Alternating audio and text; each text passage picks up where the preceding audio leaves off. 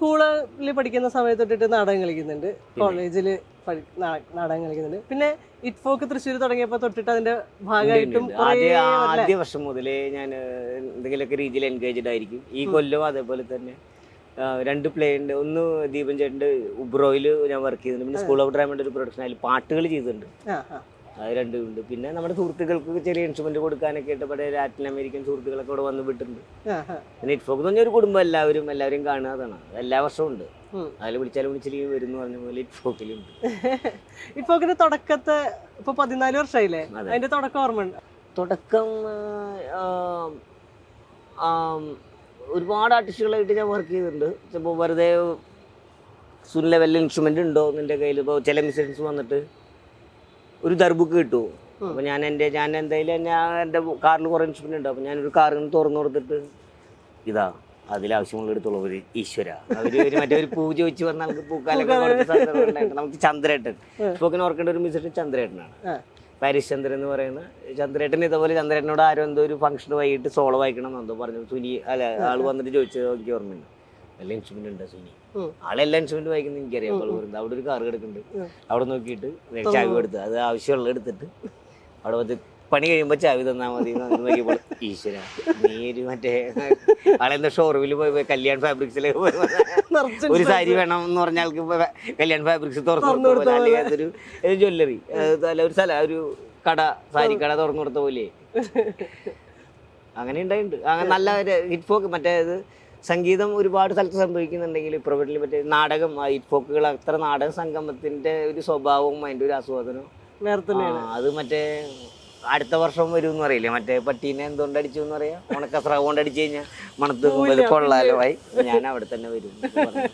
അത് കഷ്ടപ്പെട്ടൊക്കെ എത്ര പേര് ഇവിടെ കിടന്നൊക്കെ രാത്രി കിടന്നുറങ്ങുന്നുണ്ട്. വീട് റൂമൊന്നും ബുക്ക് ചെയ്യാണ്ടുള്ള ആളുകൾ അവർ രാവിലെ അത് ഉഷാറായിട്ട് വന്നിട്ട് ടിക്കറ്റ് കിട്ടാത്ത ആളുകളേക്കാളും കൂടുതൽ ഇവിടെ നിന്നിട്ട് ടിക്കറ്റ് കിട്ടിയ ആൾക്കാർ ചിലപ്പോൾ കിടന്നുറങ്ങുന്നുണ്ടാവും. ടിക്കറ്റ് കിട്ടാണ്ട് ഇവിടെ കിടന്നിട്ട് നാടകം കാണണം എന്നൊക്കെ പറഞ്ഞിട്ടല്ലേ ഒരുപാട് ആൾക്കാരുണ്ട്. അതൊരു ഇതായിട്ടിരിക്കും. അത്രയും സ്പിരിറ്റ് ഒന്നും എനിക്കൊന്നും ഇല്ല എന്നാണ് എനിക്ക് തോന്നുന്നത്. ഈ സിനിമയിലും നാടകത്തിലും അല്ലാണ്ട് സ്റ്റേജ് ഷോസിൽ മ്യൂസിക് ഷോസ് ഒക്കെ ചെയ്തിട്ടുണ്ടല്ലോ, ഈ നാടകത്തിൽ ചെയ്യുമ്പോഴും മറ്റതൊക്കെ തമ്മിൽ എന്താ വ്യത്യാസം തോന്നിയിട്ടില്ലേ?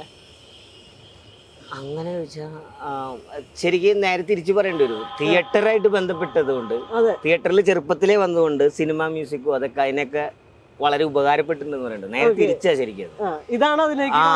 അത് ഒരാൾ മറ്റൊരാൾ കാണുന്ന പോലെയുള്ള ഒരു മ്യൂസിഷ്യൻ കാണുന്ന പോലെയുള്ള തിയേറ്റർ മ്യൂസിഷ്യൻ അല്ലെങ്കിൽ തിയേറ്റർ അറിയുന്ന ഒരാൾ ഒരു സീനിനെ കാണുമ്പോൾ അതിനൊരു വ്യത്യാസം ഉണ്ടാവും. ഒരു ഇൻസ്ട്രുമെന്റ് ഇല്ലാണ്ട് ചിലപ്പോൾ ഒരു ചങ്ങല കിലിക്കോരിങ്ങ ഒരു പാത്രം നിൽക്കുന്ന ബും അതിൽ തീരും ചിലപ്പോൾ. അല്ലെങ്കിൽ മറ്റേ ആൾ പറഞ്ഞ ആ ഡയലോഗിനെ നമുക്കൊന്ന് ഇവിടെ പറഞ്ഞു നോക്കിയാൽ ആ സീൻ തീരില്ലേ എന്ന് പറയാനുള്ളത്. മ്യൂസിക്കലി മാത്രമല്ല, അതിന് വേറെ രീതിയിൽ ഒരു മ്യൂസിക്കൽ എന്ന് പറഞ്ഞാൽ ഇൻസ്ട്രുമെന്റ് മാത്രമാണെന്ന് വിചാരിക്കാത്ത വേറൊരു ഓപ്പണിംഗ് പരിപാടികൾ നടക്കുന്ന തിയേറ്ററിലാണ്. കണ്ടിട്ടില്ലേ തിയേറ്ററിൽ ഒരു ചിലപ്പോൾ ഒരു ഗ്ലാസ്സിൽ വെള്ളം നിറച്ചിട്ട് അതുകൊണ്ട് ഒരു മൊത്തം നാടകം ചെയ്യാൻ പറ്റും ഒരു സംഘം ചേർന്നിട്ടൊക്കെ. അത് തിയേറ്ററാണ് അതിന് ഒരു മ്യൂസിക്കിന്റെ വേറെ വഴി തുറക്കണമെന്ന് എനിക്ക് തോന്നുന്നു. അതെന്നെ പലരും പറഞ്ഞിട്ടും നീ നിന്റെ തിയേറ്ററുള്ളവരനെ അല്ലെങ്കിൽ എനിക്ക് തോന്നിയിട്ടുണ്ട് പലരും പറഞ്ഞിട്ട് തിയേറ്റർ മ്യൂസിക്. ഈ പറഞ്ഞ പോലെ സുനിലിനെ സംബന്ധിച്ച് എല്ലാം ഇൻസ്ട്രുമെന്റ് ആണല്ലോ. എന്തും ഇപ്പൊ ഒരു കപ്പ് കിട്ടിയാലും എന്ത് സാധനം കിട്ടിയാലും അത് ഇൻസ്ട്രുമെന്റ് ആക്കി മാറ്റാൻ ശേഷിയുള്ളൊരു ആളാണ്. അത് വീട്ടിൽ തുടങ്ങിയതാ. അത് കണ്ടപ്പോഴാണ്, അത് പിന്നീട് തുടങ്ങിയതല്ല. അത് പിന്നീട് ആൾക്കാർ ഷോയിലൊക്കെ വലിയ ബക്കറ്റിൽ വെള്ളം നിറച്ചൊക്കെ ഇങ്ങനെ വായിക്കുന്നു. അത് പിന്നെ ഇത് കണ്ടിട്ടാണ് നമ്മൾ ഇതിന് പഠിക്കാൻ കൊണ്ടാക്കിയത്. അത് ആ സമയത്തെ തുടങ്ങി. പിന്നെ ഇപ്പം നമ്മൾ ആലോചിക്കും അത് മറ്റേ വർക്കിന് അത് ഉപയോഗിക്കാം. ചെറുപ്പത്തിൽ അത് ഉണ്ടായിരുന്ന ആ ഭ്രാന്ത് സഹിക്കാൻ പറ്റാണ്ടാണ് വീട്ടുകാർ അവരെ പാത്രങ്ങൾ അവർക്ക് തിരിച്ചു കിട്ടാൻ വേണ്ടിയിട്ട് നമുക്കൊരു ഇൻസ്ട്രുമെന്റ് മേടിച്ചു തന്നാണ്. കാരണം കഞ്ഞി വെക്കണല്ലോ, തബലയിൽ കഞ്ഞി വെക്കാൻ പറ്റില്ല. അപ്പൊ നമുക്കൊരു തബല വന്നിട്ട് മോനെ പാത്രങ്ങൾ കെട്ടിയാണ് തിരിച്ചു മേടിച്ചതാണ്. എല്ലാവർക്കും ജീവിക്കണ്ടേ, വീട്ടിൽ കഞ്ഞിയൊക്കെ വെക്കണ്ടേ? ഉണ്ട്. ഇപ്പൊ ഇതുകൊണ്ട് കഞ്ഞി വെക്കണു തബലയുള്ള കാരണം എന്ന് പറയണ പോലെ, അല്ലെ വേറെ ഇൻസ്ട്രുമെന്റുകളുള്ള കാരണം. അത് പറഞ്ഞപ്പോഴേ ഈ ചില പ്രൊഫഷണൽസ് ക്യാമറ ഭയങ്കര വിശുദ്ധമായിട്ട് തൊട്ടുതറയിലൊക്കെ വെച്ചിട്ട് പണിയെടുക്കണ കാണാറുണ്ട്. മ്യൂസിക് ഇൻസ്ട്രുമെന്റ്സിലും അങ്ങനെ തന്നെ സംഭവിക്കും. ഭയങ്കര വിശുദ്ധമായിട്ട് അതിനെ പൂജിച്ച് നമ്മുടെ ടൂളാണ്, നമ്മുടെ ചോറാണെന്നൊക്കെ പറഞ്ഞിട്ട്. സുനിൽ പക്ഷേ അതൊരു ഇൻസ്ട്രുമെന്റ് ആയിട്ട് തന്നെയാണ് കാണുന്നത് എനിക്ക് തോന്നുന്നു. രണ്ട് രീതിയിലൊക്കെ എനിക്ക് കുഴപ്പമൊന്നുമില്ല. ഞാൻ പണ്ട് ബാലഭവനിലൊക്കെ പഠിക്കുമ്പോൾ എൻ്റെ അധ്യാപകർക്ക് മറ്റേ പൂജാ ദിവസം ഞാൻ കാലം തൊട്ട് വരെ വെച്ചിട്ട് എനിക്കതുകൊണ്ട് കുഴപ്പമൊന്നുമില്ല. എൻ്റെ ഗുരുവിന് കിട്ടുന്നൊരു സന്തോഷം, എനിക്കൊരു സന്തോഷമുണ്ട്. നമ്മളൊരു സ്ഥലത്ത് പോയിട്ട് കീഴടങ്ങിയിട്ട് അതെനിക്ക്. പക്ഷെ അത് നീ ഇത് ചെയ്തിട്ട് പോയാൽ മതി എന്ന് പറഞ്ഞാൽ എന്നാൽ ശരി ചേട്ടൻ കത്ത് ചെയ്തിട്ട് പിന്നെ വന്ന് അതുകൊണ്ട് ചിലപ്പോൾ എൻ്റെ ബാഗ് ഇപ്പോൾ ഒരു ട്രെയിനിൽ നമ്മൾ പോയിക്കൊണ്ടിരിക്കുകയാണ്, നമ്മുടെ ഇൻസ്ട്രുമെൻറ്റ് ബാഗ് ഞാൻ കാലി ചിലപ്പോൾ എവിടെ വെക്കില്ലെങ്കിൽ ഞാൻ ഉടയ്ക്കും. വേറൊരുത്തും വന്നാൽ ഞാൻ വെച്ചാൽ എന്നോട് ചോദിക്കേണ്ടത് ഇൻസ്ട്രുമെൻറ്റ് വെച്ചാൽ ഞാൻ കൊല്ലും അവന്. അത് ചിലപ്പോൾ ഞാൻ തല വെച്ച് കിടക്കും, അത് ഞാൻ എന്തും ചെയ്യും.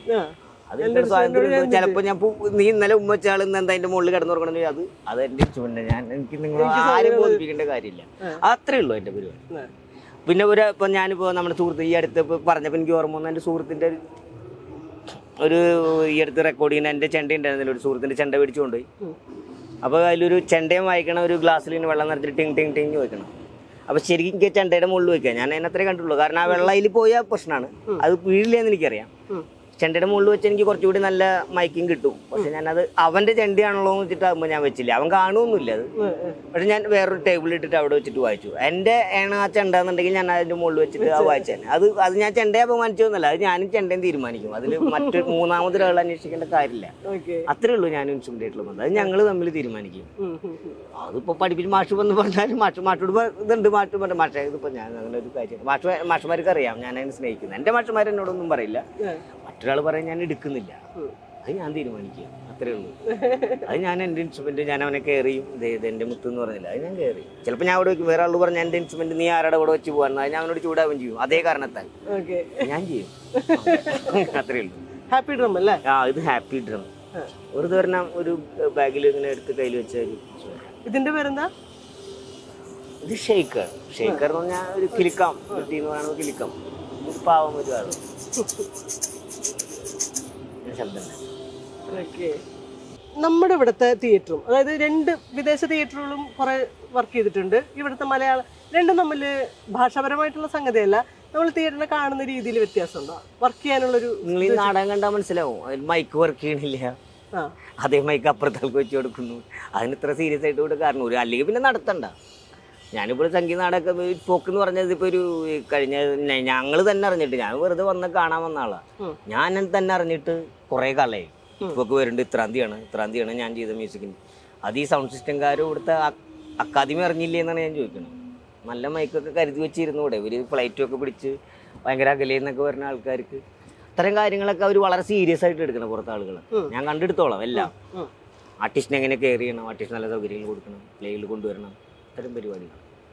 പ്രത്യേകിച്ച് തിയേറ്ററൊക്കെ കുറച്ചും കൂടി ഇത് ആളുകൾ ഇതിൽ കൂടെ ജീവിക്കുന്നുണ്ടെന്നും തിയേറ്ററിൽ കൂടെ തന്നെ ജീവിക്കാൻ അവരെ ഞാൻ പറയാൻ തന്നെ നിങ്ങൾക്ക് അതിൻ്റെ പൊളിറ്റിക്സ് ഞാൻ പറയുന്നല്ലോ. തിയേറ്ററൊക്കെ അത് കുറച്ചും കൂടി ഒന്ന് സീരിയസ് ആവും ഞാൻ വിചാരിച്ചിട്ടുണ്ട്. ഒരു തിയേറ്റർ മാത്രമായിട്ട് ഇപ്പോഴും ഒരു സമൂഹത്തിന് ഒരു തിയേറ്റർ കൊണ്ട് മാത്രം ജീവിക്കാം ഒരു ആർട്ടിസ്റ്റിന് ധൈര്യം കൊടുക്കാൻ പറ്റിയിട്ടില്ല എന്ന് തോന്നിയിട്ടുണ്ടാണോ? അല്ലേ? തിയേറ്റർ കൊണ്ട് മാത്രം ജീവിക്കാൻ പറ്റില്ല. അല്ല, ഞാൻ തിയേറ്റർ കൊണ്ട് മാത്രം ജീവിക്കാൻ ഉദ്ദേശിച്ച ആളാണെന്നുള്ള ആളുകളൊക്കെ നിങ്ങൾ തിയേറ്റർ ഞാൻ പല വർക്കുകൾ ചെയ്യുന്ന ആളാണ് മ്യൂസിക് മ്യൂസിക്കുണ്ട്. ചിലപ്പോൾ ഞാൻ ഓട്ടോമാറ്റിക്കലി ഞാൻ തീരുമാനിച്ചാലേ ഞാൻ തിയേറ്ററിൽ ചെയ്തിരുന്നു, പ്രൊഫഷണൽ സിനിമ മ്യൂസിക്കുകൾ അതൊക്കെ ചെയ്യുന്നുണ്ട്. പക്ഷേ ഞാൻ നിൽക്കുന്നത് എൻ്റെ കംഫർട്ടായിട്ടുള്ളപ്പോഴും എൻ്റെ ഏരിയ തിയേറ്ററാണ്. അല്ല, മ്യൂസിക് മറ്റേ ഫിലിമി വയ്ക്കലാണ് എൻ്റെ ഇൻകം വൈസ് എനിക്ക് ചെയ്ത്. പക്ഷെ എൻ്റെ ഇഷ്ടം കിടക്കുന്നത് തിയേറ്ററിലാണ്.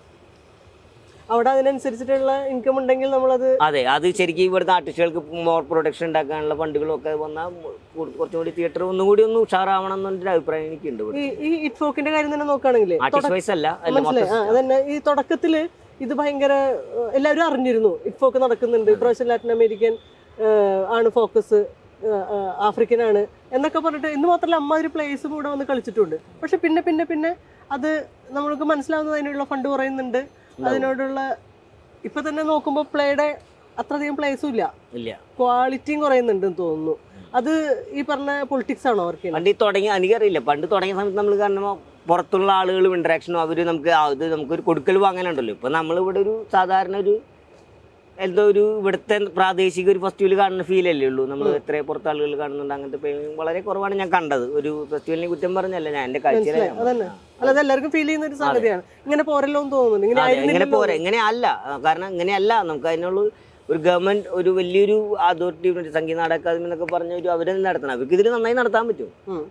കുറച്ചും കൂടി ആളുകളെ ഉൾക്കൊള്ളിച്ചും അതെങ്ങനെയൊക്കെ ആയിട്ടും മികച്ച സൗകര്യങ്ങൾ കൊടുത്തു എന്നൊക്കെ പറഞ്ഞു. ഒരു വർഷം എടുക്കുന്ന ഒരു തയ്യാറെടുപ്പൊക്കെ അല്ലേ, നല്ല മികച്ച ക്വാളിറ്റിയിലൊക്കെ ശബ്ദ അത് അങ്ങനത്തെ ടെക്നോളജിയൊക്കെ അവർക്ക് നല്ല പ്ലേകളൊക്കെ അവർ പ്രോത്സാഹിപ്പിച്ചാൽ ഒരിക്കലും നിരാശപ്പെടുത്താത്ത രീതിയിൽ നമ്മുടെ സുഹൃത്തുക്കളെ അതിഥികൾ വരുന്ന രീതിയിൽ ഇവിടെയുള്ള ഒരു സൗകര്യം ഉണ്ടാവണം എന്നാണ്. കുറ്റം പറഞ്ഞല്ല, അത് പരിഹരിക്കപ്പെടേണ്ട ഒരു കാര്യമാണ്. അത് നമ്മൾ സ്റ്റേജിലിരിക്കുമ്പോൾ നമുക്ക് മനസ്സിലാവും. ആക്ട് ചെയ്തിട്ട് തലത്തിൽ ഞാൻ ചെയ്ത പ്ലേയിനൊക്കെ വോളിയോ ഒക്കെ പല പ്ലേകളും പലരും കംപ്ലൈന്റ് പറയേണ്ടായിരുന്നു. അതൊക്കെ ഒന്ന് പരിഹരിക്കപ്പെട്ട് ഒരു ഇന്റർനാഷണൽ രീതിയിൽ ആ പേരിലല്ലാണ്ട് നോട്ടീസിലല്ലാണ്ട് അത് ഈ കാഴ്ചയിലും ഒക്കെ ഇതിൽ ഇന്റർനാഷണൽ എന്നുള്ള സാധനം വരണം എന്നാണ് എൻ്റെ ഒരു ആഗ്രഹം. പ്രൊഫഷണൽ നാടകങ്ങളിൽ വർക്ക് ചെയ്തിട്ടില്ലേ? ഉണ്ടോ? പ്രൊഫഷണൽ നാടകം ഞാൻ മ്യൂസിക്കലി വർക്ക് ചെയ്തിട്ടുണ്ട്. അല്ല ഞാൻ ചോദിക്കുന്നത് ആസ് ആൻ ആക്ടറായിട്ടൊന്നും വർക്ക് ചെയ്തിട്ടൊന്നുമില്ല. ചില ഞാൻ ചെയ്ത മ്യൂസിക്കുകൾ പല പ്രൊഫഷണൽ നാടകക്കാർക്ക് വേണ്ടിയിട്ടൊക്കെ ചെയ്ത് കൊടുത്തിട്ടൊക്കെ ഉണ്ട്. അല്ല ഇപ്പൊ ചോദിക്കുമ്പോൾ സർക്കാർ സഹായത്തിന്റെ ഒക്കെ കാര്യങ്ങൾ പറഞ്ഞു വന്നപ്പോഴേ അമിച്ച നാടകങ്ങൾക്കൊക്കെ വേണ്ടിയിട്ട്, അതായത് ഇറ്റ്ഫോക്ക് ഉണ്ടാക്കിയ ഒരു സെൻസിബിലിറ്റിയിൽ, പൊതുവെ നാടകത്തിന്റെ സെൻസിബിലിറ്റിയിൽ വലിയ മാറ്റങ്ങൾ കൊണ്ടുവരാൻ വേണ്ടിയിട്ട് ഇറ്റ്ഫോക്ക് കാരണമായിട്ടുണ്ടെന്നുള്ള കാര്യത്തിൽ ഒരു സംശയമില്ല. അത് പ്രൊഫഷണൽ നാടകങ്ങൾ ഉൾപ്പെടെ മാറ്റിയിട്ടുണ്ട്, അതിൻ്റെ ഒരു ഭാവകത്വത്തിനെ മാറ്റിയിട്ടുണ്ട്. ഒപ്പം അമേച്ചർ നാടകങ്ങളുടെ സ്റ്റൈലും മാറിയിട്ടുണ്ട്. അപ്പോൾ അത് തമ്മിലുള്ളൊരു വ്യത്യാസം നിരീക്ഷിച്ചിട്ടുണ്ടെന്ന് ഞാൻ ചോദിക്കുന്നത്. എങ്ങനെയാണ് പ്രൊഫഷണൽ നാടകങ്ങളും നമ്മുടെ മലയാളത്തിലെ ഇറ്റ്ഫോക്ക് കൊണ്ട് മാറിയിട്ടുള്ളത് എന്ന് തോന്നിയിട്ടുള്ളത്? മറ്റേ പ്രൊഫഷണൽ നാടകങ്ങളുടെ ഞാൻ അധികം അത്ര ഞാൻ പറയാൻ അർഹനല്ല. ഞാൻ യോഗ്യനായിട്ടുള്ള ഒരാളല്ല.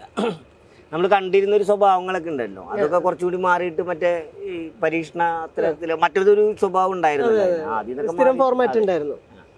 അല്ല, നാടകങ്ങൾ മറ്റ് കലകളൊക്കെ അതിജീവനത്തിന് ആളുകൾ ഉപയോഗിക്കുന്ന പോലെ അത്രയും കോൺഫിഡൻറ്റോട് കൂടി ഒരു ആർട്ടിസ്റ്റ് ഞാൻ തിയേറ്റർ മാത്രമേ ചെയ്യുള്ളൂ എന്ന് പറയാനുള്ള ഒരു കോൺഫിഡൻസ് കുറവ് ഇപ്പോഴും ഉണ്ടെന്ന് തോന്നുന്നുണ്ട്. അതിൽ കിട്ടുന്ന പൈസയും ടിക്കറ്റ് വെച്ചിട്ട് സിനിമ കാണാനും അവർക്ക് ബ്രഹ്മാണ്ഡ സിനിമകൾ കാണാനൊക്കെ ആളുകൾ പോകുമ്പോഴും ഒരു തിയേറ്ററിലൊരു പ്രൊഡക്ഷൻ നടക്കുന്നുണ്ട്. അതിന് ഇത്ര 50 രൂപ 100 രൂപ കൊടുത്ത് ടിക്കറ്റ്, ഇതൊരു ടിക്കറ്റൊക്കെ എടുത്തിട്ട് ഒരു പ്രൊഡക്ഷൻ കാണാൻ കാശ് കൊടുത്ത് കാണാവുന്ന ഒരു സാധനമാണെന്നുള്ള രീതിയിലേക്ക് ഈ നമ്മുടെ അവിടുത്തെ ആളുകളെ കൂടുതൽ സിനിമയൊക്കെ പോലെ തന്നെ, അല്ലാണ്ട് സിനിമയെ കണക്ട് ചെയ്തിരിക്കുന്ന ആളുകൾ എല്ലാത്തിനെയും കാണാം. സിനിമ വേറെ, പക്ഷെ സിനിമയേക്കാളും വലിയ ലോകം പുറത്ത് തിയേറ്ററിനുണ്ട് എന്നുള്ളതാണ്.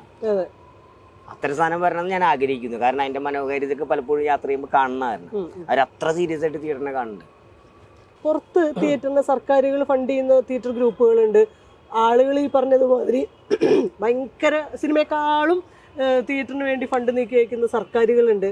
അത്തരം ഇപ്പൊ ചിലിയൊക്കെ പറയുന്ന പോലെ അല്ലേ, അവിടെയൊക്കെ എനിക്ക് തോന്നുന്നു യൂറോപ്പിലും മറ്റ് ഏഷ്യൻ കൺട്രീസിലൊക്കെ അങ്ങനെ ഉണ്ടെന്ന് തോന്നുന്നു. അവിടുത്തെ എക്സ്പീരിയൻസ് എങ്ങനെയാണ്? ഫണ്ടും അത്ര അതോറിറ്റിയുമായിട്ട് ഞാൻ അധികം ബന്ധപ്പെട്ടിട്ടില്ല. ഞാൻ നമ്മൾ വിളിക്കുന്ന ഡയറക്ടറും പ്രൊഡക്ഷനുകളും മാത്രമേ ഉള്ളൂ. ആ ഒരു ഫെസ്റ്റിവലുകളെ നമ്മൾ ഇവിടെ വരുന്ന കാണുന്നതും ഇപ്പം നമുക്കറിയാം. നമുക്ക് അതിൻ്റെ ഒരു കാര്യം കൊണ്ടാണ് പറയുന്നത്. നമ്മളിപ്പോൾ പുറത്തൊരു ആർട്ടിസ്റ്റുകൾ ഇത്തരം ഫെസ്റ്റിവലിൽ പോയിട്ടുള്ള മറ്റ് വിദേശ രാജ്യ ആർട്ടിസ്റ്റുകളും നമ്മുടെ രാജ്യത്ത്, നമ്മൾ തൃശ്ശൂർ നിന്ന് മറ്റേ സാംസ്കാരിക നഗരം എന്നൊക്കെ പറയുന്നത് നമ്മുടെ സ്ഥലത്ത് അവരൊരു ഫെസ്റ്റിവലാണ്, അത് ശരിയെന്ന് അവർ മറ്റേ ജപ്പാനിൽ നിന്നും മറ്റു ഫെസ്റ്റിവലൊക്കെ കഴിഞ്ഞിട്ട് വരുന്ന ആൾക്കാർ നമ്മളെയും കാണുമ്പോൾ നമ്മുടെ സൗകര്യക്കുറവ്. നമുക്ക് ഉണ്ടാക്കിയെടുക്കാൻ സൗണ്ട് സിസ്റ്റം ഒക്കെ നമുക്ക് കൊടുക്കാവുന്ന പരിപാടികളാണ്. അത്ര വലിയ ഫ്ലൈറ്റിൽ വരണമെന്ന് സ്റ്റേജിൽ ഒരു ഓൺ ദി സ്പോട്ട് ഒരു ഫ്ലൈറ്റ് വന്നിറങ്ങണം എന്ന് ഇവർ പറഞ്ഞിട്ടില്ലല്ലോ. നല്ല മികച്ചൊരു ശബ്ദ സംവിധാനം, അവർക്ക് കളിക്കാനുള്ള സ്റ്റേജ്, അതിന് ആവശ്യമായ ലൈറ്റ്, അതൊക്കെ ഇവിടെ കിട്ടാവുന്ന സാധനമാണ്. അവരെ നല്ല റീഡിനേഷനൊക്കെ പരിപാടികൾ കൊടുത്തിട്ട് എന്താണ് ഇവിടെ നടക്കുന്നത് എനിക്കറിയില്ല കൃത്യമായിട്ട്. അല്ല, ഞാൻ പറയാം കുറച്ചുകൂടിയൊക്കെ ഒരു നിലവാരം ഇന്റർനാഷണൽ എന്നുള്ള വാക്ക് ശരിക്കും ഇവിടെ കൊണ്ടുവരണം എന്നുള്ളതാണ് ഞാൻ അത്രയും ഞാൻ ഉദ്ദേശിച്ചത്. ഒന്നുകൂടി കളറാവാന്ന് പറയില്ലേ. ഇവിടുത്തെ നാടകക്കാർക്ക് ഇപ്പൊ നേരത്തെ കഴിഞ്ഞ വർഷം പോലും വന്നപ്പോ നാടകക്കാരുടെ ക്രൗഡ് കൂടുതലുണ്ടായിരുന്നു. നാടകക്കാരുടെ ഉള്ളിൽ നിരാശയുണ്ടോ? അങ്ങനെ തോന്നിയിട്ടുണ്ടോ? ഉണ്ടാവുമായിരിക്കും. ആളുകൾ ഒരുപാടില്ല. ചിലപ്പോൾ പ്ലേ തന്നെ ചെയ്ത ആൾക്കാർക്ക് ഉണ്ടാവും, അവർ നാടകം വേണ്ട രീതിയിൽ വന്നില്ല, പരിഗണിച്ചില്ല. ചിലപ്പോൾ ഇതാണോ സെലക്ട് ചെയ്തില്ല, നല്ല നാടകങ്ങൾ നമ്മൾ ചെയ്തല്ലോ എന്നൊക്കെ. അത് പൊളിറ്റിക്സ്, ഇത്തരം കാര്യങ്ങൾ ഞാൻ എപ്പോഴും 100% തിയേറ്ററായിട്ടുള്ള ഒരാളല്ല. ഞാൻ തിയേറ്ററിൽ എല്ലാവരും നമ്മൾ ആളുകളാണെങ്കിലും ഞാൻ മറ്റു വർക്കുകളും ചെയ്തുകൊണ്ട് അതിൻ്റെ വേറെ വ്യൂ എനിക്ക് കാണാൻ പറ്റും. മറ്റ് 2-3 മേഖലയിൽ വർക്ക് ചെയ്യുന്ന കാരണം.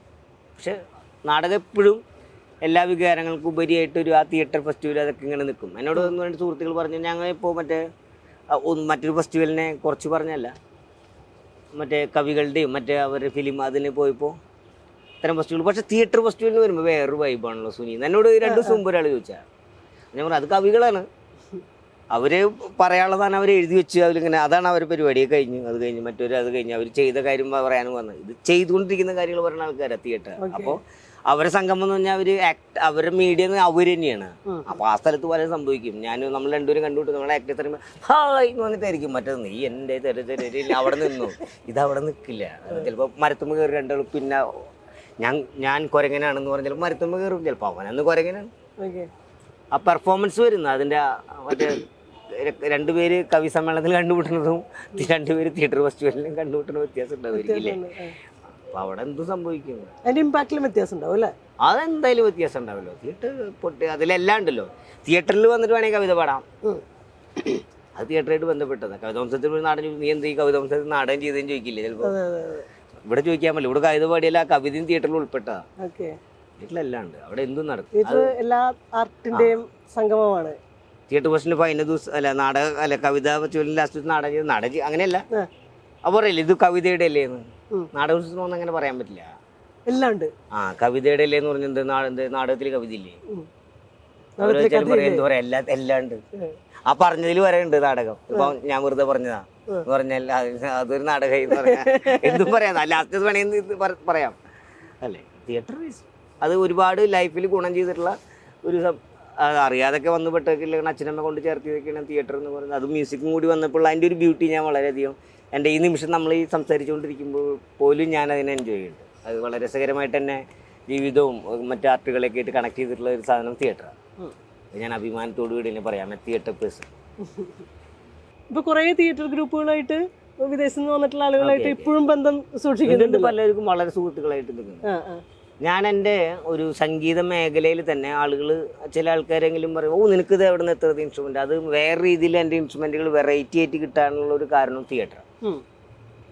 അപ്പം നമ്മൾ പ്ലേയിൽ 2010 ഞാൻ ഒരു ഗഞ്ചിറാണ്, നമ്മുടെ ഇന്ത്യൻ ഗഞ്ചിറ നമ്മൾ വായിച്ചുകൊണ്ടിരിക്കുമ്പോൾ അവൻ്റെ കയ്യിൽ ബെരിംബാവോ എന്ന് പറഞ്ഞാൽ ലാറ്റിൻ അമേരിക്ക അവരിങ്ങനെ ബെരിംബാവോ ഡിജിറ്റുഡുക്കിന് വായിച്ചുകൊണ്ടിരിക്കുക. ലാറ്റിൻ അമേരിക്കയിൽ അമ്പുമില്ല് പോലത്തെ ഇൻസ്ട്രുമെന്റ് അത്. അപ്പോൾ ഞാൻ വാവ് അതൊന്ന് കിട്ടിയിരുന്നെങ്കിൽ ഞാൻ ആ ഇൻസ്ട്രുമെന്റിനെ ലൈൻ അടിച്ചോണ്ടിരിക്കുക എന്ന് കാണിക്കണ്ട ആ ഇൻസ്ട്രുമെന്റിന്. അപ്പോൾ എന്താ ചേട്ടാ എൻ്റെ മറ്റാൾ സമ്മതിക്കില്ല എന്നൊക്കെ പറയണ്ടേ അവര്. അപ്പൊ എന്റെ ഗഞ്ചിറേന അവൻ എൻ്റെ ഗഞ്ചിറ ഞാൻ എൻ്റെ സുനിച്ചേണ്ടപ്പോ നിൽക്കുള്ളൂ. ഞാൻ പറഞ്ഞു ഞാൻ എൻ്റെ ഗഞ്ചിറേനെ അവന് കെട്ടിച്ചെടുത്ത് എന്നടാ. അപ്പൊ അവന്റെ ബെരുമ്പാവ് പെണ്ണിനെ എനിക്ക് കെട്ടിച്ചു. അങ്ങനെ കൾച്ചറൽ മറ്റേ ഇൻസ്ട്രുമെന്റുകളുടെയും അങ്ങനത്തെ ഇതെങ്ങനെ വായിക്കുക അങ്ങനത്തെ കുറെ പരിപാടി. അത് കുറച്ചുകൂടി അത്തരം കാര്യങ്ങളും കൂടി അങ്ങനത്തെ ആർട്ടിസ്റ്റുകൾ ശരിക്കും അവിടെ നിന്ന് വരുന്ന ആർട്ടിസ്റ്റുകളുടെ ഒക്കെ തന്നെ മ്യൂസിക് പെർഫോമൻസുകളൊക്കെ വെച്ച് ഒരു ആ രീതിയിലൊക്കെ. ഇപ്പൊ ഞാൻ എൻ്റെ സുഹൃത്ത് ഇപ്പോൾ ചിലിന്ന് വന്നിട്ടുള്ള ഗ്രൂപ്പ് അവരെന്നോട് സുനിൽ വിവാന്റെ ഇലക്ട്രിക് ഡ്രം ഒരു പെർക്കഷൻ വേണമെന്ന് പറഞ്ഞപ്പോൾ ഞാൻ എന്താ എൻ്റെ കയ്യിലുള്ള ഫുൾ ലിസ്റ്റ് ഇട്ട് കൊടുത്തത്. ഇന്ത്യയിൽ വന്നാൽ ഞാൻ ഇല്ലെങ്കിലും ഞാൻ ആ സമയത്ത് ഇവിടെ ഇല്ലെങ്കിൽ ഇറ്റ്പോക്കിന് ഇല്ലെങ്കിലും ആ സമയത്ത് എനിക്കറിയില്ലായിരുന്നു ഞാൻ ഉണ്ടായിരുന്നു. അപ്പോൾ ആ സമയത്ത് ഇല്ലെങ്കിലും നിനക്കുള്ള സാധനം ഞാനിവിടെ വെച്ചിട്ടുണ്ട്. എൻ്റെ പേരിൽ നിന്ന് അക്കാദമിയിൽ ഒന്ന് അന്വേഷിച്ചാൽ നിനക്കുള്ള സാധനം ഇവിടെ കിട്ടും. അപ്പോൾ അവർ പറഞ്ഞാൽ അവർക്കൊരു ഇലക്ട്രിക് ട്രിഗർ ചെയ്യണ ഒരു പാഡാണ് വേണ്ടത്. അപ്പോൾ നമ്മുടെ സുഹൃത്തുക്കൾക്ക് കൊടുക്കുക. അത്ര ഷെയറിങ്ങുകളോ ഇൻസ്ട്രുമെൻറ്റുകളുടെയോ ഒരു കൾച്ചറൽ അത്തരം കാര്യം ഞാൻ അത്തരം കൂടി കാര്യങ്ങളുണ്ട്. അപ്പോൾ എനിക്ക് എൻ്റെ ഇൻസ്ട്രുമെൻറ്റുകൾ കണ്ടുള്ള ആൾക്കാർ ചോദിക്കും ഇതൊക്കെ എവിടെ നിന്ന് അങ്ങനെ അങ്ങനെ എക്സ്ചേഞ്ച് ചെയ്തു, അവരിന്ന് പഠിച്ചതും ഞാൻ തിരിച്ചു പഠിപ്പിച്ചതും അങ്ങനെ കിട്ടിയിട്ടുള്ള അത്തരം കാര്യം കൾച്ചറൽ എക്സ്ചേഞ്ചുകൾ കൂടി നടക്കുമായിരുന്നു. ഞങ്ങൾ ഒരുപാട് കൊളാബറേറ്റഡ് വർക്കുകളൊക്കെ ആ സമയത്ത് ഞങ്ങൾ അതിന് ശേഷമൊക്കെ ചെയ്തിട്ടുമുണ്ട്. ഇത്തരം സൗഹൃദങ്ങളെയും ഒക്കെ അതെ രണ്ട് രീതിയിലും ഗുണം ചെയ്യുന്ന എല്ലാവർക്കും നല്ല രസകരമായ. ഇവിടെ തന്നെ നമ്മളിപ്പോൾ ഇരിക്കുന്നതിൻ്റെ അടുത്തായിരുന്നു മുമ്പ് ഏതോ ഒരു ഇറ്റ്ഫോക്കില് ഒരു ജർമ്മൻ ഗ്രൂപ്പിന്റെ ഒരു ഹാഫ് ന്യൂഡും ഒക്കെ പ്ലേ നടത്തിയ ഓൺ ദി സ്പോട്ട് ഇംപ്രൈസേഷൻ ആയിരുന്നു. അത് നല്ല രസകരമായ. അതെന്ന് പറയോ? അത് അവരൊരു മ്യൂസീഷ്യനെ വേണമെന്ന് പറഞ്ഞിട്ട് ഇവിടെ കോൺടാക്ട് ചെയ്തപ്പോൾ ഒരു സ്പോട്ട് ഇംപ്രൈസേഷൻ എന്ന് പറഞ്ഞിട്ട് അങ്ങനെയാണ് ഞങ്ങൾ കൂടി വർക്ക് ചെയ്തത്. അത് നേരെ റിഹേഴ്സൽസ് ഒന്നുമില്ല, നേരെ ഞങ്ങൾ ഇംപ്രൈസ് ചെയ്യുന്നു. സുനിൽ യൂട്യൂബ്. അപ്പൊ അതിന്റെ ഒരു പ്ലേന്റെ സ്വഭാവം എന്താണെന്ന് സുനിലിന് അറിയണ്ടായിരുന്നില്ല? ഇല്ല, അതൊരു ജസ്റ്റ് ഒരു ബോഡി മൂവിങ് അതങ്ങനെ ഒരു ഞാൻ തരുന്ന മ്യൂസിക്കിനനുസരിച്ച് അവർ മൂവ് ചെയ്തോളൂ. അതിങ്ങനെ ഡെവലപ്പ് ചെയ്യണം എന്ന് മാത്രമേ ഉള്ളൂ. അത് അവരുടെ ഭാഗത്തുനിന്ന് ഒരു മ്യൂസീഷ്യനും ഉണ്ടായിരുന്നു. അപ്പം ഞാൻ ചില ചെയ്യുന്ന മ്യൂസിക്കുകൾ അദ്ദേഹം ലൂപ്പ് ചെയ്തിട്ട് അത് തിരിച്ചിങ്ങോട്ട് തന്നെ വിടും. അപ്പം എന്നെ ഒന്നും കൂടി അത് ആഹാ അങ്ങനെയോ എന്നാൽ ശരിയാക്കി തരാം. അപ്പം ഞാൻ വീണ്ടും ചെയ്യും. അപ്പം അത് കേട്ട് അവരൊന്ന് ഇംപ്രൈസ്ഡ് ആവും. ചില മ്യൂസിക് കേട്ട് ചില സമയത്ത് അവര് മ്യൂസിക് കേട്ട് ഇംപ്രൈസ് അവര് ഇങ്ങോട്ടിലെ അങ്ങനെ അപ്പം ചില മൊമെന്റുകൾ തരും. അപ്പം ഞാൻ എങ്കിൽ ശരി അങ്ങനെ ആക്കി തരാം. അങ്ങനെ ഒരു ഭയങ്കര രസകരമായ അങ്ങനെ ഒരുപാട്. ഞങ്ങൾ 2010 ലാസ്റ്റ് ഇന്ത്യാസ് എന്ന് പറഞ്ഞ വലിയ പ്രൊഡക്ഷൻ ചെയ്തിരുന്നു. അതിൽ ഇപ്പോൾ അവർ വന്നിട്ടുണ്ട് ആ ഗ്രൂപ്പ്. അവരെ ഞാൻ പറഞ്ഞില്ല പത്തബലിന് അവരൊക്കെ ആയിട്ട് വലിയ സംഘങ്ങൾ നമ്മൾ ഇംപ്രവൈസ്ഡ് സോങ് ഒക്കെ ഉണ്ടായിട്ട് ഹൊയ്ത്താ ഹൊയ്ത്താ ഹേ ഹൊയ്ത്താ ഹൊയ്ത്താ രേ ഈ ലോകം എന്ത് മനോഹരാണ് എന്ത് നല്ലതാണ് എല്ലാവരും അങ്ങനെ ഒരു രീതിയിൽ ജിബ്രീഷ് ഇല്ലാത്ത വാക്ക് വെച്ചിട്ട് പാട്ടുണ്ടാക്കിയിട്ട് അത് ഞാൻ രാത്രിയൊക്കെ കഴിഞ്ഞിട്ട് ഇങ്ങനെ ഒരുമിച്ചിരിക്കുമ്പോൾ ആളുകൾ ഇങ്ങനെ ഇരുട്ടത്തുനിന്നൊക്കെ പാട്ട് കേൾക്കുന്ന ആളുകൾ പാടി പോകണ്ടായിരുന്നു. അത് നേരെ ഒരു 11 ഡിസംബർ 31 ന്യൂ ഇയറിന് തൊട്ട് അവസാന നിമിഷത്തിലാണ് ആ ഷോ കഴിഞ്ഞ് നേരെ ന്യൂ ഇയർ ആയിട്ട് ഞാൻ പാട്ടടക്കമായിട്ട് വലിയ ആഘോഷങ്ങളിൽ അങ്ങനെ നല്ല ഒരുപാട് രസകരമായ. പിന്നെ ഒരു വർഷം നമ്മളിവിടെ അക്കാദമിയുടെ ഒരു കാർഷെഡിന്റെ ഉള്ളിൽ ഒരു പപ്പറ്റ് ഗ്രൂപ്പായിട്ട് വന്നിട്ട് ചെള്ള് സർക്കസ് എന്ന് വന്നിട്ട് ഞാനും അവരൊപ്പം പപ്പറ്റൊക്കെ ചെയ്ത് ചെള്ളുകളെ കൊണ്ടൊക്കെ വെച്ചിട്ട് ഒരു ഇംപ്രൈസ്ഡ് സോങ് ഒക്കെ ഉണ്ടാക്കിയിട്ട് ജിബ്രീഷ് അങ്ങനെ ഒരുപാട് ഞാൻ എന്നുള്ള വ്യക്തിയിൽ ഒരു മ്യൂസിഷ്യൻ എന്നുള്ള രീതിയിൽ നാടകവും ഈ നാടകോത്സവങ്ങളും എന്നൊക്കെ ഒരുപാട് ഇനിയിപ്പോൾ തൃശ്ശൂർക്കാരെന്നുള്ള രീതിയിൽ തന്നെ ഞാൻ ഒരുപാട് അത്തരം സൗഭാഗ്യങ്ങൾ അനുഭവിച്ചിട്ടുണ്ട്. അപ്പോൾ നമുക്ക് തൊട്ടടുത്താണ്, നമുക്ക് വരാം, ഒരുപാട് സൗഹൃദങ്ങളുണ്ട് നമുക്ക്. ഞാൻ ഭയങ്കര ഹാപ്പിയാണ് ഇതിൽ. ആ കുറച്ചും കൂടി ആ സന്തോഷം ഒന്നുകൂടി അത് വളരെ പൂർണ്ണതയിൽ വരുന്നവർക്കൊക്കെ ഉണ്ടാവണം എന്നാണ് എൻ്റെ ഒരു ആഗ്രഹം. ഞാൻ പറഞ്ഞത് ദീപൻ ശിവരാമന്റെ ഉബ്രോയില് മ്യൂസിക് ചെയ്തത് സുനിലാണ്. ഞാനാണ് ചെയ്തത്. ഞാൻ ആ നാടകം കണ്ടിട്ടുണ്ടായിരുന്നു. ഭയങ്കര രസം തോന്നിയിട്ടുള്ളൊരു സംഗതിയാണ്. സംഭവം ഒരു 125 വർഷം മുമ്പ് എഴുതിയൊരു നാടകം, ജാറിയുടെ നാടകമാണെങ്കിൽ പോലും ഇപ്പോഴും അത് കണ്ടംപററി പൊളിറ്റിക്സ് വളരെ കൃത്യമായിട്ട് പറയുന്ന ഒരു സംഗതി. അതിനെ ആ രീതിയിൽ തന്നെ കണ്ടംപററി ആയിട്ട് തന്നെ അതിനെ റീഡ് ചെയ്തേക്കുന്നതും അതിൻ്റെ ഒരു അനുഭവം, അത് നിങ്ങൾ തമ്മിലുള്ള ഡിസ്കഷനും അതിന് വേണ്ട മ്യൂസിക്. അതായത് എനിക്ക് തോന്നിയത്, ഞാൻ ഓഡിയൻസ് ആയിട്ടിരിക്കുന്ന സമയത്ത് നമ്മൾ അതിൻ്റെ മ്യൂസിക് കൊണ്ടോ ഒക്കെ നമ്മൾ ജനമായിട്ട് അതിനകത്തെ ആരവങ്ങൾ നമ്മൾ പുറപ്പെടുവിക്കുന്ന പോലത്തെ ഒരു ഫീൽ ഉണ്ടായിരുന്നു. അതിൻ്റെ ഒരു കോമ്പോസിഷനും സംഭവമൊക്കെ പറയാം. ആക്ച്വലി ഞാൻ ഈ പ്ലേ ആദ്യമായിട്ട് ചെയ്തത് ദീപൻ ചേട്ടന് വേണ്ടി തന്നെയാണ്. ദീപൻ ചേട്ടൻ പ്ലേ ഇത് ആദ്യം ചെയ്തത് നാഷണൽ സ്കൂൾ ഓഫ് ഡ്രാമയ്ക്ക് വേണ്ടിയിട്ട് ഏകദേശം 10-14 വർഷം മുമ്പാണ്. അത് ഹിന്ദി ഇതിലാണ് ചെയ്തത്, അവിടുത്തെ സ്കൂളിന്റെ ഫൈനൽ പ്രൊഡക്ഷൻ ആയിട്ട്. അന്നേ ഈ നാടകത്തിന്റെ ഒരു മ്യൂസിക്കിന്റെ ഒരു സ്വഭാവം അവിടെ ഓൾറെഡി ഉണ്ട്. അത് ആ സാഹചര്യങ്ങളായിരുന്നു. പിന്നീട് ഇപ്പോഴാണ് ഇപ്പോൾ പ്രൊഡക്ഷൻ ചെയ്യേണ്ട മനസ്സിലാതെ ഓർത്ത് വയ്ക്കുക, അത് നമുക്ക് റീവർക്ക് ചെയ്യണം എന്ന് പറഞ്ഞിട്ട് അതിലാണ് അതിന്റെ ബിൽഡ് ചെയ്തിട്ട്. എനിക്ക് ഞാൻ ബേസിക്കലി നമ്മളൊരു വർക്ക് ചെയ്യുമ്പോൾ ആ സംവിധായകന്റെ മനസ്സിലൊരു മ്യൂസിക് ഉണ്ടാവും, ഇങ്ങനെ വരണം, ഇത് വരണം. അതാണ് ഞാൻ ചേർന്ന് നിൽക്കേണ്ടത്. എൻ്റെ ഇതല്ലെങ്കിലും ആ പ്ലേക്ക് ഇങ്ങനെ ഒരു സംഭവമാണെന്ന് എന്നോട് ദീപൻ ചേട്ടൻ പറഞ്ഞിട്ടുണ്ടായിരുന്നു. അതിലാണ് ആ വർക്ക്, ആ ടോണിലാണ് അത് നിൽക്കുന്നത്. അത് അതിന് പിന്നെ രാഷ്ട്രീയം പറയുകയാണെങ്കിൽ അതെല്ലാവരെയും ഇത് എനിക്കാണോ എന്ന് തോന്നി ആ രാഷ്ട്രീയക്കാർ അത് ആ ചെയ്ത ആൾക്ക് അത് കൃത്യമായിട്ട് കിട്ടാനുള്ള ഏത് ഇടത്തും വലത്തും തെക്കോട്ടും പടിഞ്ഞാട്ടും മുകളിലും താഴെയും എല്ലാ സ്ഥലത്തുള്ള രാഷ്ട്രീയക്കാർക്ക് കൊള്ളുന്ന രീതിയിൽ അത് ആർക്ക് വേണമെങ്കിൽ എടുക്കാന്നുള്ളതാണ്. അത് അത്തരം പ്ലേയിലൊക്കെ ഉണ്ട്. അതിന് ഒരുപാട് അഭിപ്രായങ്ങളുണ്ട്. അത് എൻ്റെയുമായിട്ടുള്ള അഭിപ്രായമുണ്ട്. ഞാൻ അതിൻ്റെ മ്യൂസിഷ്യൻ മാത്രമാണ്, ഞാൻ ആ മ്യൂസിക് ചെയ്തു. അത് എല്ലാ അഭിപ്രായങ്ങളും ഉണ്ടാവണമല്ലോ, ഒരു പ്ലേ എന്നുള്ള രീതിക്ക്.